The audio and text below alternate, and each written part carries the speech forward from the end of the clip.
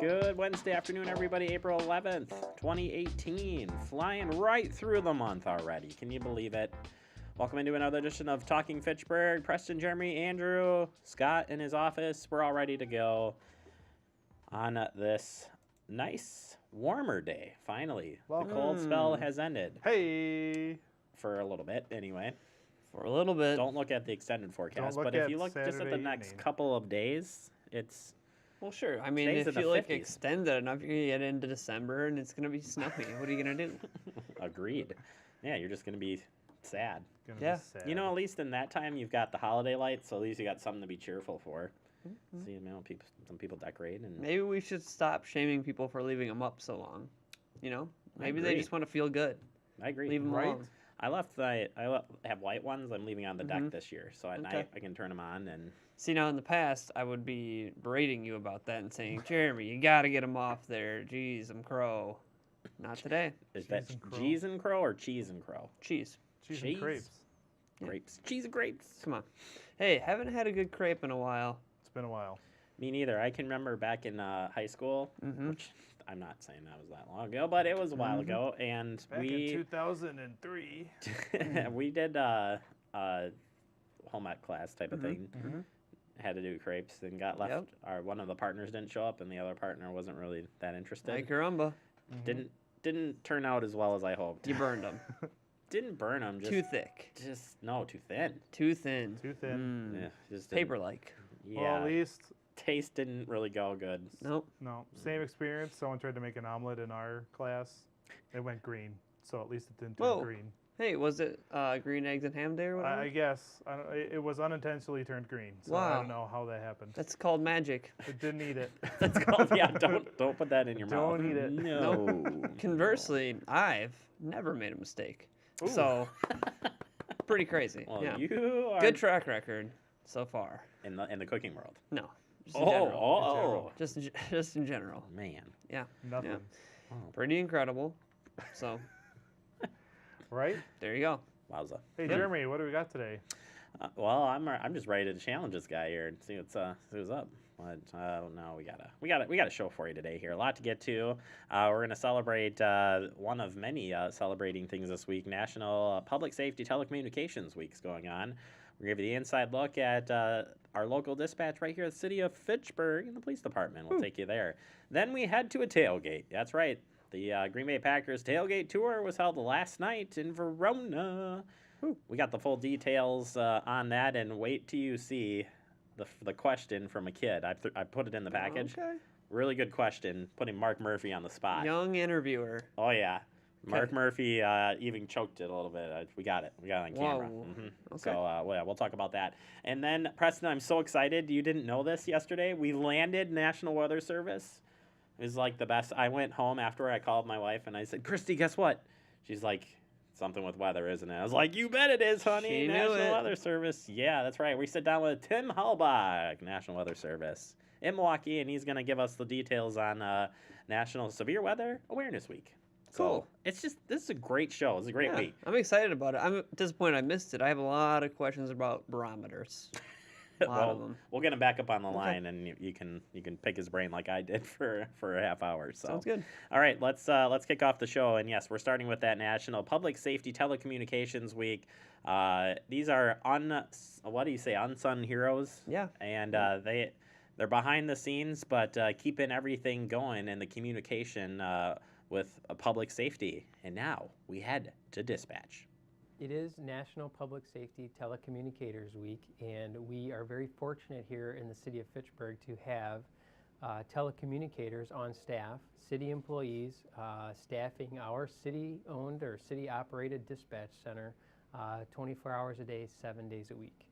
And our dispatch center and our telecommunicators are obviously going to be the first point of contact anybody contacting the police department will have. So it's obviously imperative that they have a variety of skills, an ability to listen, ability to remain calm, ability to provide information and advice in limited circumstances, of course, but basically to really filter out the information that's being provided to them over the telephone, and then in turn identify the resources that we or other agencies may have that could assist that individual that's making contact here in the department. There are obviously a variety of different roles within the police department, and all of them are very important to the overall success of our mission in delivering good quality police service to the community. But obviously, again, dispatchers are behind the scenes. Our telecommunicators are behind the scenes. They're working kind of in an enclosed area in the police department, within the, kind of behind the scenes here, even inside the building. And they clearly have a very important role in making sure that they're getting the right information to officers, so that as officers are responding to a call, they can make better informed decisions, and ideally keep the community and themselves safe in the process. So in order to become a telecommunicator, obviously after meeting our hiring requirements, we provide over 100 hours of on-the-job training. And if there are other specialized trainings that are available that are provided by outside vendors, we certainly will utilize those. Some things that may be out there is a specific telecommunicator course.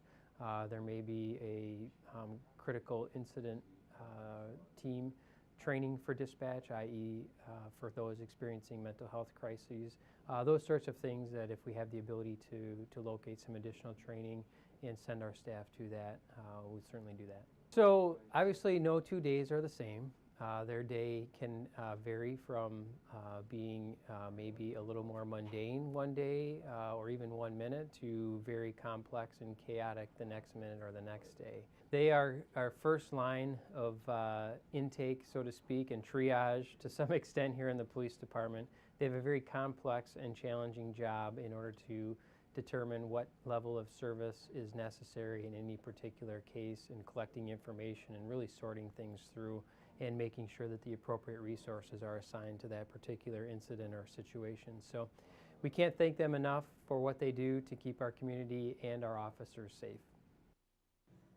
There you have it, a look inside the realm of dispatch. I like when he says it's kind of a deep, dark, place. Not too many windows there. Like Allows them to focus. Yeah. Yeah. But it has to be in a safe place, right? It has to be in a place that can.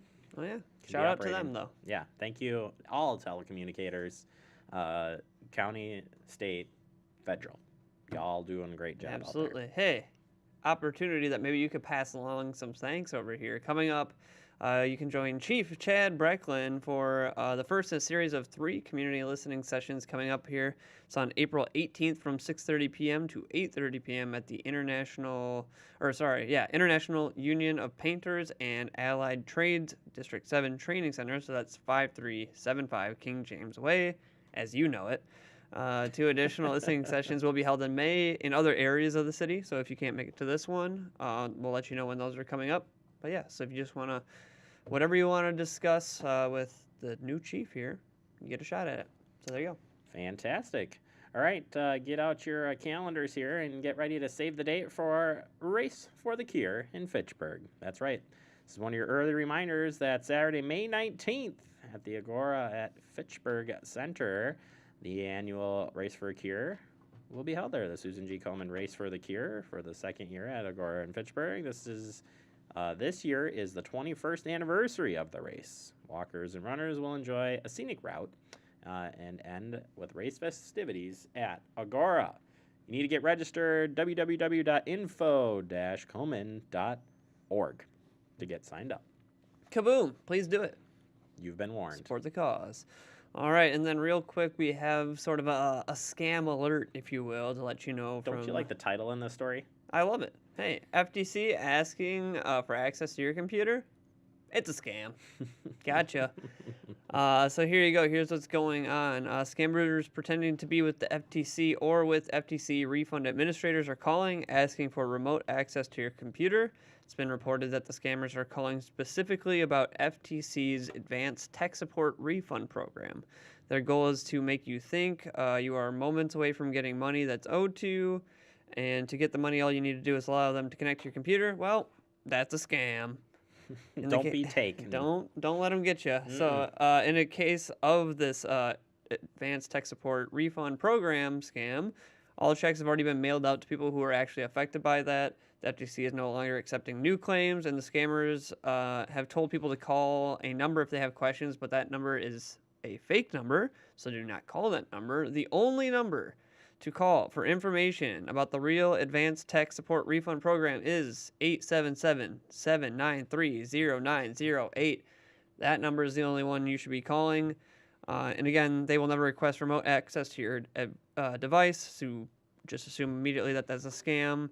And if you get a similar call, hang up and then report it, so that way you can hopefully save some other folks some grief as well. If we have time at the end of the show, I'm going to read you a scam that my wife just sent me that she received this morning. And Fabulous. it's hilarious. So stay tuned for that at the end of the show if we have time. Right now, we need to take a quick break. Coming up next, we're taking you out to the Green Bay Packer Tailgate Tour. I was held at Verona High School last night for the Badger Prairie Needs Network.